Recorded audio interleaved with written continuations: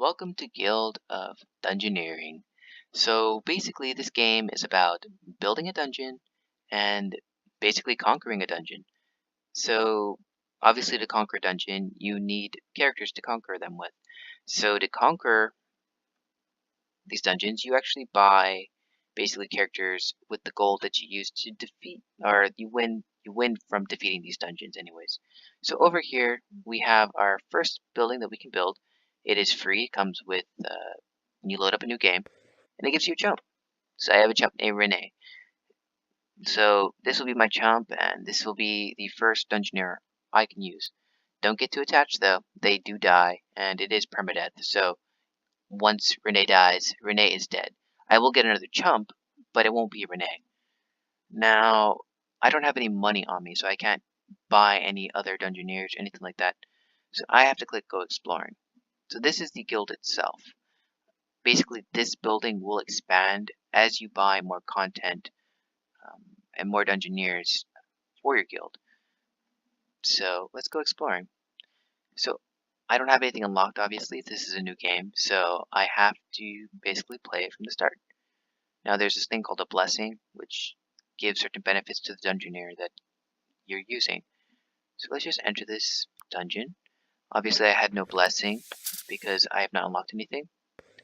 Now, the game played the first turn for me. So essentially I didn't get to choose this round, but it's to introduce you into the battle mechanics, which really is a tactical game.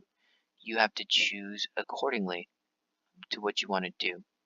So essentially, I'm going to play the first round, and I'm pretty sure you'll understand that there's fighting, or there's fighting damage, and there's blocking damage. So there's two types of damage. There's magic damage and physical damage. And depending on what card you're playing, they might only block maybe magic damage, or might only do fighting damage. So you really have to look at the card, which is really easy to visually assess. This does 1 physical damage, this does 1 physical damage.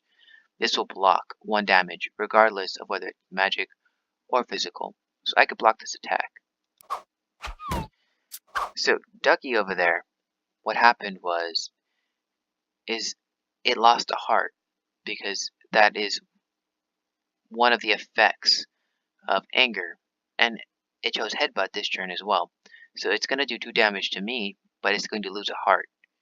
So essentially, it hurts itself for damage. There's all kinds of classes in this game, and there's actually a class that really realizes this later on in the game.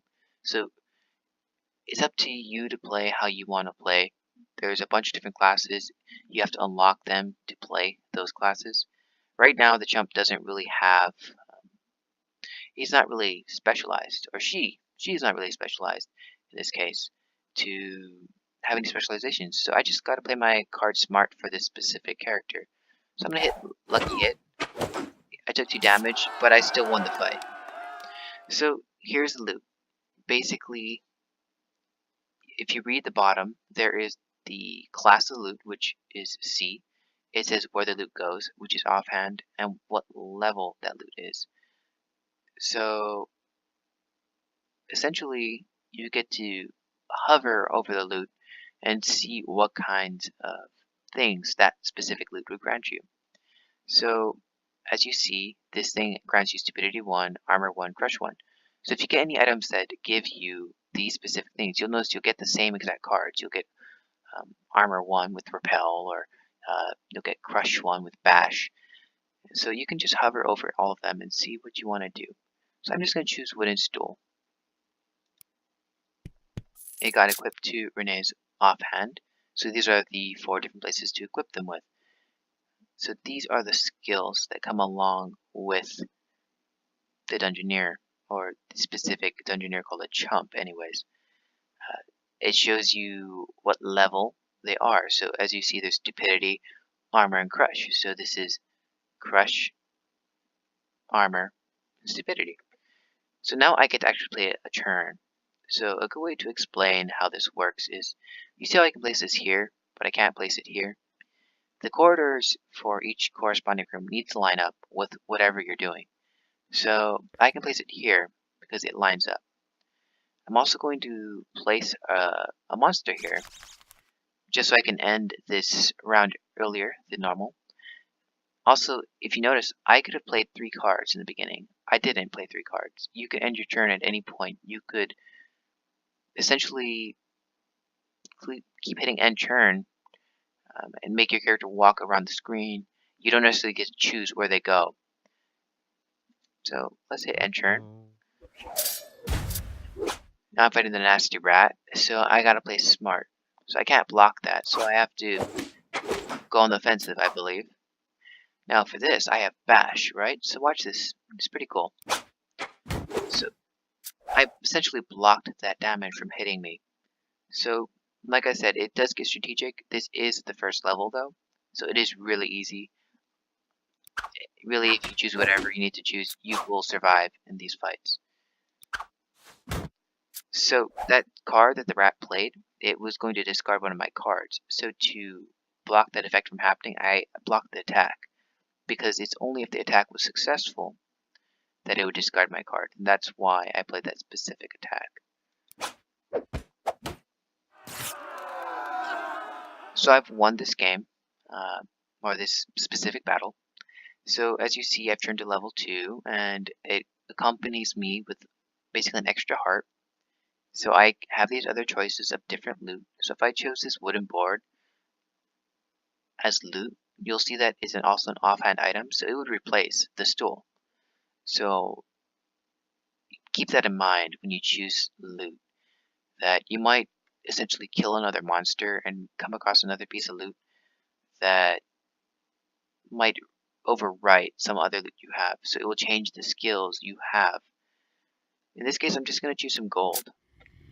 So there's a mechanic in the game with loot where you can basically place loot on parts of the floor for any of the tiles. So if I place my loot there, essentially, if I killed that rat up there, I also get that loot. So I'm going to end my turn and fight this rat. So I really like this bash ability. It really helps me out so I don't take damage. Now, as you can see, it's really simple. The fighting system is really simple. It's just about figuring out the types of enemies you're fighting. Certain enemies use more magic, other enemies use more physical damage. So changing up the way that you fight specific, I guess, enemies really helps you do whatever you need to do. So in this case, this is another case where the rat is trying to make me discard a card. So I'm going to block that attack with Cower to negate that effect.